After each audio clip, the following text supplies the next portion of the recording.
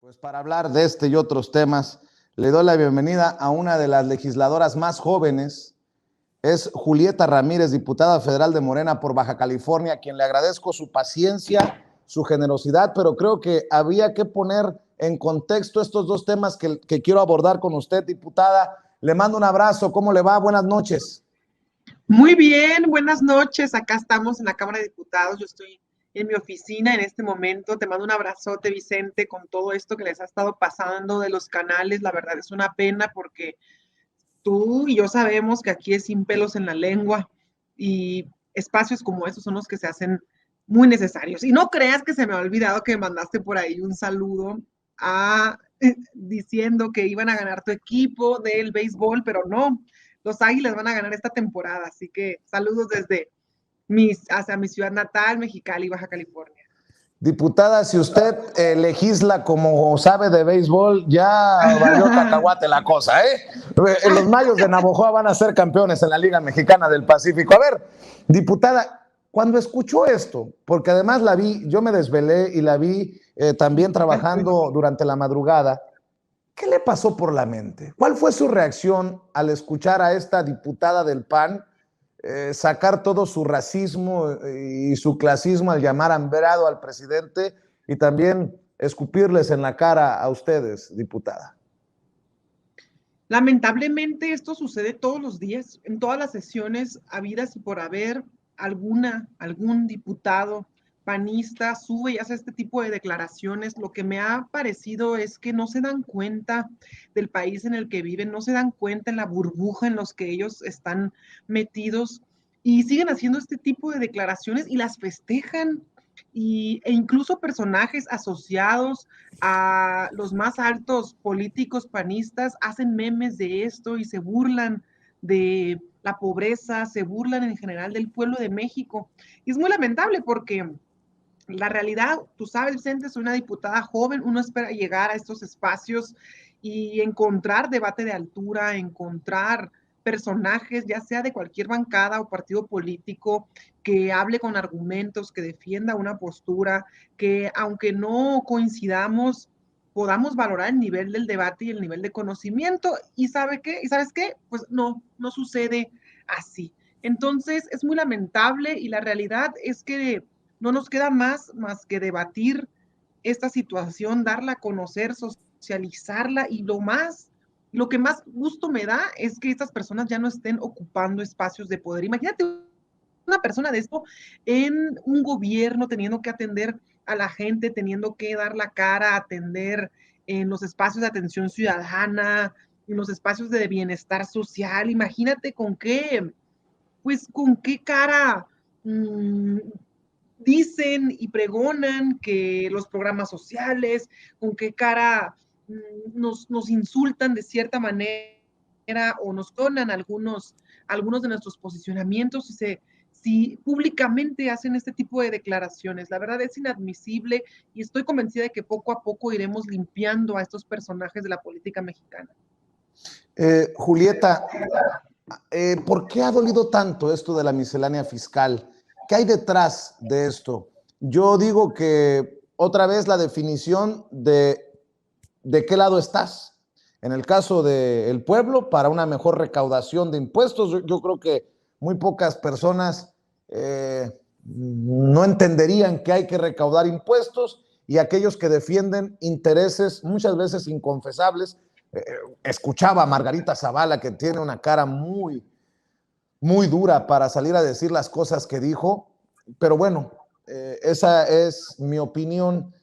¿Cómo ve esto? ¿Qué hay detrás de todo esto? Porque además se escudan en la violencia política de género. Dicen que aquellos que criticamos a Margarita Zavala estamos ejerciendo violencia política de género, porque le estamos enjaretando cosas de su esposo, el expresidente Felipe Calderón. Pero pues el que se lleva se aguanta, y además para eso son servidores públicos, para eso son legisladores, y la vida pública que sea cada vez más pública, diputada. Así es, mira, yo quiero dejar claro, en los años 80 inició a nivel internacional y México cayó en la trampa, o bien de forma intencionada lo quisieron hacer, cayó en esta trampa a partir de las nuevas políticas fiscales del Fondo Monetario Internacional, las nuevas políticas fiscales del Banco Mundial, en las que pues el papel del Estado tenía que debilitarse. Y en ese sentido, ¿cómo se resolvían los problemas tanto de gasto corriente como de emergencias nacionales? Con deuda pública. ¿Y sabes quiénes eran los que realmente ganaban ante las emergencias nacionales, ante la tragedia? Los políticos. Eran ellos los que hacían contratos, los que hacían compras y finalmente se agarraban del moche famoso y muchos de esos recursos con los cuales se endeudaba al pueblo de México, porque somos los del pueblo de México los que terminamos pagando, pues se endeudaba y ellos lo terminaban gozando. Entonces, en ese sentido, la deuda mexicana aumentó es decir, se triplicó la deuda en este país. Y como un dato general, por ejemplo, en el sexenio de Fox teníamos de deuda total 1 billón de pesos pendientes. Y luego teníamos en el sexenio de Calderón llegamos a los 5 y en el sexenio de Enrique Peña Nieto a los 10 billones. Entonces, imagínate nomás, todos estos personajes a los que habían estado favoreciendo ya desde los años 80, es decir, queramos o no, ya tenemos una tradición de 40 años aproximadamente de políticas fiscales neoliberales y de políticas fiscales que favorecen a los grupos económicos. Como un dato genérico, aquí lo tengo, al cierre, por ejemplo, del sexenio del 2018, teníamos que había grandes y enormes contribuyentes que habían sido beneficiados con condonaciones por 366,174 millones de pesos. A lo mejor ni siquiera entendemos la magnitud o la dimensión de lo que significa esta cifra, pero ¿por qué alguien debería ser condonado de impuestos? ¿Por qué? Si nosotros hacemos nuestras compras y tenemos que pagar impuestos aquí y en cualquier parte del mundo. Ahora, ¿qué se ha estado buscando? Una mayor recaudación que el Estado le urge. Es decir, antes, ¿cuál era el objetivo? Debilitar al Estado mexicano. Ese era el objetivo, que la empresa privada, que la iniciativa privada tomara los espacios, que esta iniciativa pues se apoderara del mercado y de los precios, imagínate, del control de los precios de bienes y servicios. Y ahora, ¿qué estamos buscando? Fortalecer el papel del Estado. ¿Por qué? Porque ante emergencias sanitarias, ante desastres naturales, ante préstamo de servicios de salud, de infraestructura, necesitamos un Estado fuerte y sólido que tenga cómo invertir y cómo sacar adelante a sus ciudadanos. ¿Cómo se logra esto? A partir de no condonar impuestos, porque la condonación de impuestos no era para la gente, era para los grandes contribuyentes. No condonar impuestos, recaudar más, es decir, cobrarles a los grandes contribuyentes y no hacernos de la vista gorda. Y finalmente, hacer una política que no aumente los impuestos para la gente, que no aumente los impuestos. Y esto les molesta enormemente. Hay una resistencia fatal a que se aprueben estas políticas y hay una resistencia enorme a perder los privilegios. Es que no hay otra explicación. Y vienen a darse golpes de pecho y a utilizar la tragedia y la pobreza en este país para simular que esto les interesa y simular que requerimos ayudar a ciertos grupos, pero finalmente no es otra cosa más que sus propios beneficios. Dice Rubén Chávez, nos manda un superchat de $5. Saludos, Vicente, un honor que tengas a mi paisana diputada Julieta Ramírez en tu programa. Pues aquí estamos, mira. Rubén, comentando las noticias más importantes. Diputada, bueno, continúa todavía aún en la Cámara de Diputados la discusión sobre la miscelánea fiscal, con muchas reservas por parte de la oposición. Mientras surge una decisión final y se discute a profundidad, déjeme preguntarle su opinión acerca de estos esfuerzos de Claudio X González, de Gustavo de Hoyos, de Va por México, para reclutar a esta alianza opositora a Movimiento Ciudadano. Yo lo advertía desde hace unos días cuando circuló esa fotografía de Claudio X González desayunando con Jorge Álvarez Maínez, que me olía muy mal, que algo venía. Y bueno, pues hoy tanto Gustavo de Hoyos como Beatriz Pajés, como Claudio X González hablan de Movimiento Ciudadano como algo muy cercano o ya pactado para que le entre a la coalición opositora rumbo al 2024. ¿Me das tu opinión acerca de esto, diputada? Por supuesto, están armando un frente común, así como en algún momento nos pareció algo increíble o que al fin se habían desenmascarado la alianza PAN-PRI-PRD, pues ahora le sumaron al MC.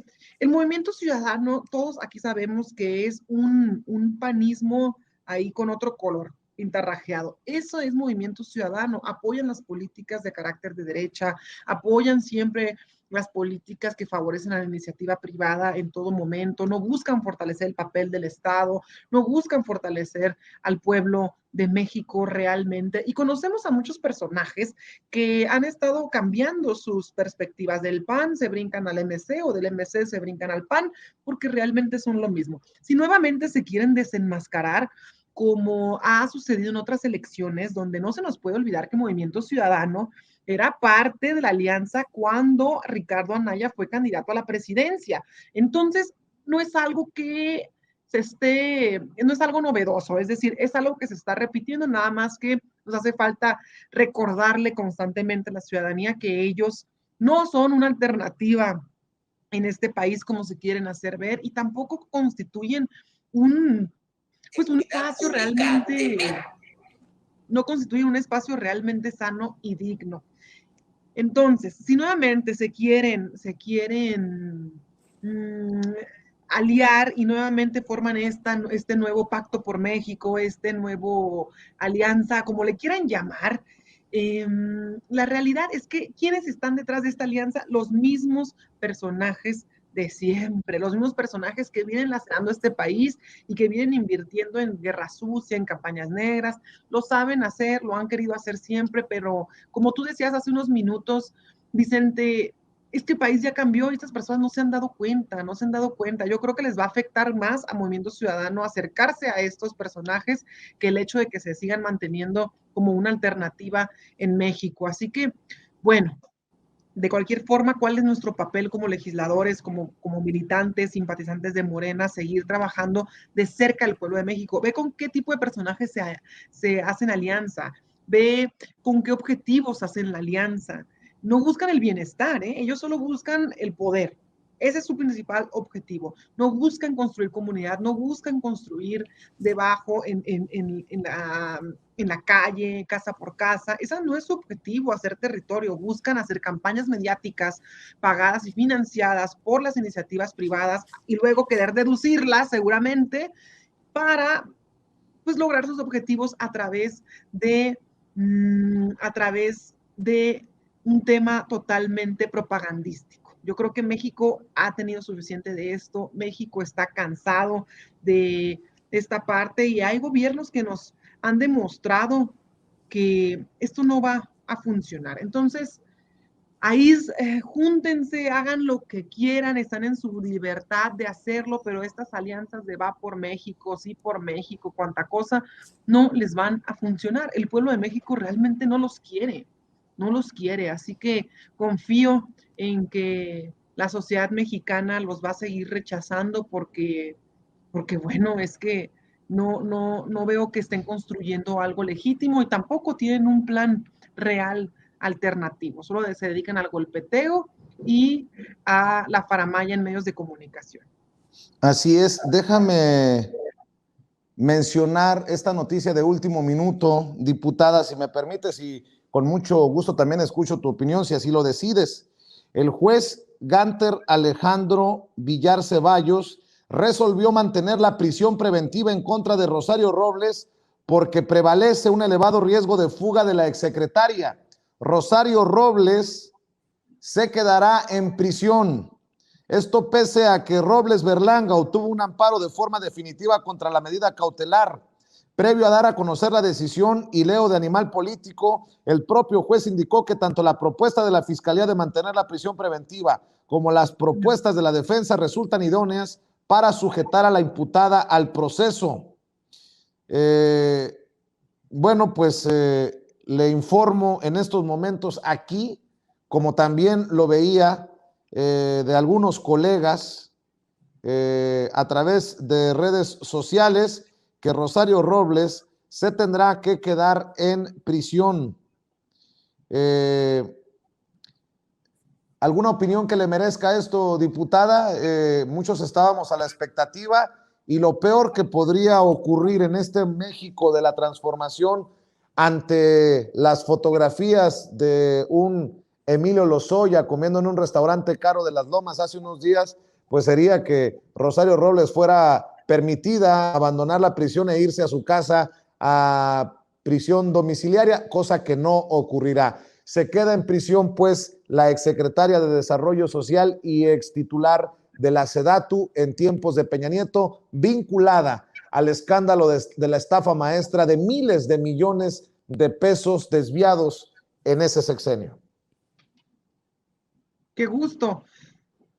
Así tiene que ser. Es decir, qué bueno que las instituciones de este país estén respetando los procedimientos y no estén haciendo concesiones por lo que alguna persona algún día fue. Hay que recordar que estos personajes utilizaron a las universidades públicas de nuestro país para sus negocios. De eso se trató la estafa maestra, con una desviación inmensa, una cantidad inmensa de dinero a través de las universidades públicas, que aquí, bueno, valdría replantearnos el papel de las universidades autónomas y pues qué mecanismos de transparencia realmente juegan para que puedan formar parte de este tipo de escándalos. Ese es un tema que no hemos explorado y que no hemos reflexionado al respecto, porque todos respetamos la autonomía universitaria y valdría la pena estar revisando cómo las universidades se prestaron para esto y qué adecuaciones legales tendríamos que hacer para que esto no se repita. Qué bueno que Rosario Robles siga en prisión y que esté siguiendo un proceso ordenado de investigación y de justicia. Para este país es importante que este tipo de personajes, pues como lo comentabas, Vicente, no salgan impunes, y por supuesto que el Estado mexicano ya no se vea vulnerado hasta este tipo de atracos y que claro que no se repitan. Estoy viendo comentarios de panistas como Cecilia Soto, ex candidata presidencial, ex cercana no sé si todavía, a esos grupos de Calderón y estos personajes, decir el colmo, y así lo dice en redes sociales, el colmo, instrucciones de Palacio Nacional. Ahora le van a enjaretar a López Obrador, al presidente de México, pues esta decisión que toma un juez, cuando el presidente ha sido uno de los más críticos del Poder Judicial por la limpia que se necesita. No, con mucho respeto, perdóneme, diputada, por lo que voy a decir, pero voy a recordar al gran filósofo copetón Enrique Peña Nieto, quien dijo un día, siendo presidente de México, ningún chile les embona. Perdón por la expresión, pero si hace porque hace, si no hace porque no hace, todo está mal con López Obrador, de acuerdo al panismo. Sí, definitivo, pero aquí insisto, ¿qué fue lo primero que dije? Qué bueno que las instituciones mexicanas estén haciendo su trabajo y no se dejen influenciar por ningún tipo de poder fáctico. Con instituciones mexicanas no me refiero necesariamente al poder ejecutivo, sino también a todo el poder judicial, es decir, cada quien en su justa competencia y sus justas facultades y atribuciones. Es decir, no se trata de aplaudir, que por supuesto que aplaudo la administración de Andrés Manuel López Obrador. Sin embargo, se trata de reconocer a las instituciones de México y que independientemente del personaje que dirija este país, funcionen y garanticen la justicia y la no impunidad en este país. Así que lamentablemente, pues Cecilia Soto no ha entendido lo que queremos decir y lo que buscamos que cambie México, y de la manera neutral y seria elevemos el debate en cuestión de la reflexión respecto al Estado mexicano, elevemos el debate y dejemos los protagonismos y los señalamientos absurdos a un lado, Vicente. Eso es lo que digo al respecto de este comentario. Déjeme plantearle dos cosas. Yo sé que anda ocupada, sé que tiene que regresar. Gerardo Fernández Noroña ayer fue uno de los más retuiteados, se convirtió en tendencia por restregarle en la cara, permítame la expresión, a Margarita Zavala el legado de su esposo, Felipe Calderón, el día en que Reyes Arzate, uno de los policías más cercanos al poder, una de las manos derechas de Genaro García Luna, se declara culpable de conspirar para traficar cocaína, o sea, se declara culpable de narcotráfico ante las autoridades estadounidenses, lo que confirma, por si se necesitaba una vez más, que la guerra contra el narcotráfico de Felipe Calderón fue una simulación. ¿Cómo ve esta, esta forma de protestar también contra estos personajes que desde nuestras trincheras independientes y desde abajo hemos protestado? Muchos decíamos, es una locura que Margarita Zavala pueda subir a la tribuna y se le permita decir cualquier barbaridad, y creo que ustedes en la bancada, en el movimiento, en la coalición Juntos Hacemos Historia han entendido perfectamente al pueblo. Ayer le dan la espalda, le gritan ABC, ABC, ABC, le pone su repasada políticamente hablando Gerardo Fernández Noroña. Estos personajes, no sé con qué hígado los puedas, Julieta, escuchar sin hacer muecas. No, pues definitivamente todos hicimos muecas. Es la segunda vez que Margarita Zavala toma la tribuna y la realidad es que no se le permite continuar y no se le permite hablar. Ella tiene la libertad de expresión de hacerlo por ser diputada federal, independientemente de los medios por los cuales haya llegado. Y de la misma manera, las y los diputados de todas las bancadas tenemos el mismo derecho de expresar nuestra opinión y se garantiza plenamente las manifestaciones libres de expresión. Entonces, en este sentido, por ejemplo, Margarita Zavala decía que a la gente de Morena no le interesan los pobres. Bueno, yo quiero preguntarle si es en serio que a ellos realmente les interesa la población que vive en algún grado de pobreza. Realmente es absurdo lo que están comentando y como tú decías, Vicente, este tipo de personajes que han llegado a la Cámara de Diputados, en primer lugar, parece que estamos de vuelta a los años 2000. En segundo lugar, es una falta de respeto para el pueblo de México y parece que no tienen vergüenza. Es decir, a ver, recapitulemos. Tienen uno de los más grandes sucesos históricos en este país, el asesinato de 2 estudiantes del TEC de Monterrey que finalmente fueron torturados por militares en el marco de la guerra contra el narco. Volvieron a este país un cementerio con más de 30,000 personas desaparecidas, con más de 30,000 personas asesinadas y además convirtieron y solo le dejaron la alternativa a los jóvenes, y hablo por las y las jóvenes de México, de unirse a las filas del narcotráfico. Porque mientras ficticiamente le declararon la guerra contra el narco, de forma paralela favorecían a un grupo de narcotraficantes y dejaban en la Secretaría de Seguridad Pública, justo el espacio que combate la delincuencia y justo el espacio que combate la inseguridad en este país, a uno de los más grandes capos que hoy está en prisión en Estados Unidos, Genaro García Luna.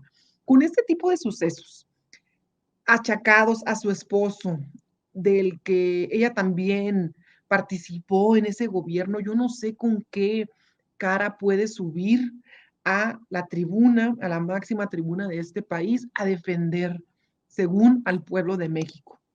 Más allá de que si tiene o no los derechos como diputada federal de hacerlo, es lo que como seres humanos arrastramos y lo que como políticos también debemos entender cuáles son nuestros límites y cuáles son nuestras limitantes y qué periodos y qué procesos nos favorecen y cuáles no.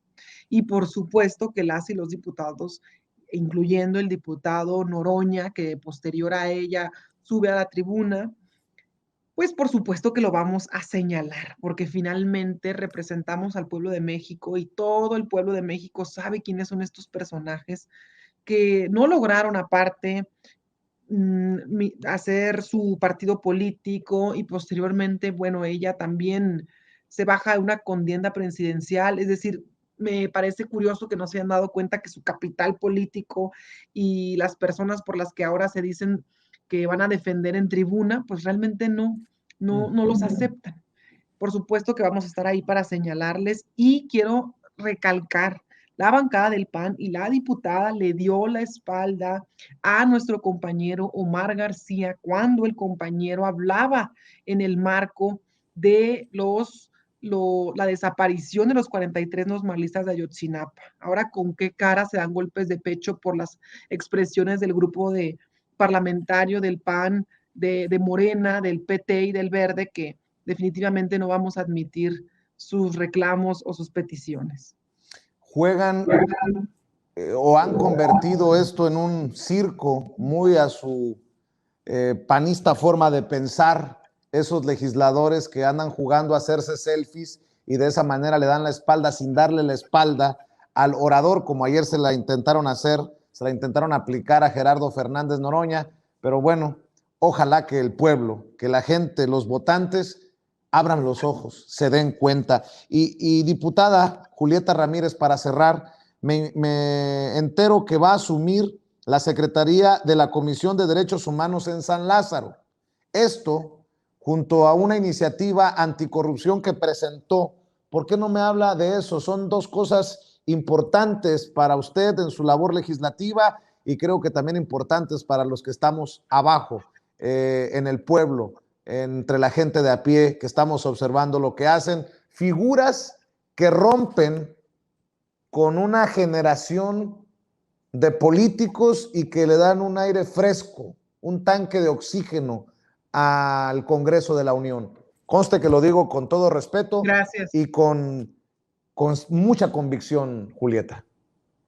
Muchas gracias, Vicente. Sin duda, yo sé que esto es motivo de que me abras los espacios en tu canal, porque definitivamente no te interesaría tener a personajes como los que acabamos de comentar hace unos momentos.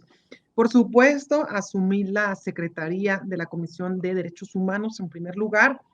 ¿Cuál es el reto en esta parte? Lo quiero decir claro, en este país heredamos a más de 90 personas que están, 90,000 personas que están desaparecidas, heredamos una cifra de 1,600 fosas clandestinas y de más de 30,000 personas sin identificar. Esta es la magnitud de la crisis de derechos humanos que estamos enfrentando actualmente y de la crisis de las instituciones en este país en materia de justicia y en materia de combate a la impunidad. Tenemos grandes retos en esta parte y lo he comentado en repetidas ocasiones, los derechos humanos toman un doble papel, porque mientras son progresivos y buscan proteger a las personas sin distinción, también buscan reparar los daños de las víctimas que han sufrido un agravio en sus derechos humanos. Entonces, los retos en México son muchísimos. Necesitamos generar una ley nacional en materia de identificación forense, un registro nacional. No tenemos concatenado ni unidos los registros y esto imposibilita la identificación de los cuerpos que se encuentran. Y por supuesto tenemos un sinfín de sentencias internacionales que cumplirles a personas que han sufrido esta parte, agravios en materia de derechos humanos, que tenemos que resarcirles el daño. Todo esto lo tenemos que hacer desde la Comisión y fortalecer el papel del Estado mexicano en esta materia. Ahora bien, la iniciativa que presenté es en materia anticorrupción, pero aquí quiero señalar que esta iniciativa busca combatir la corrupción que se da entre la alianza del sector privado y el sector público. ¿Qué quiero decir aquí? Que es justo uno de los principios con los que llegamos en el 2018 al gobierno de México y en las personas que militamos en la Cuarta Transformación, que había una alianza entre el poder económico y el poder político. Justo lo estamos viendo con estas alianzas que están generando PAN, PRI, PRD, MC y todos esos. Y lo que nosotros buscamos es separar el poder económico del poder político. Así como un día se separó la iglesia y el Estado, hoy se necesita separar al poder económico y al poder político. Y esto es lo que busca nuestra iniciativa. ¿Qué pretendemos con esto?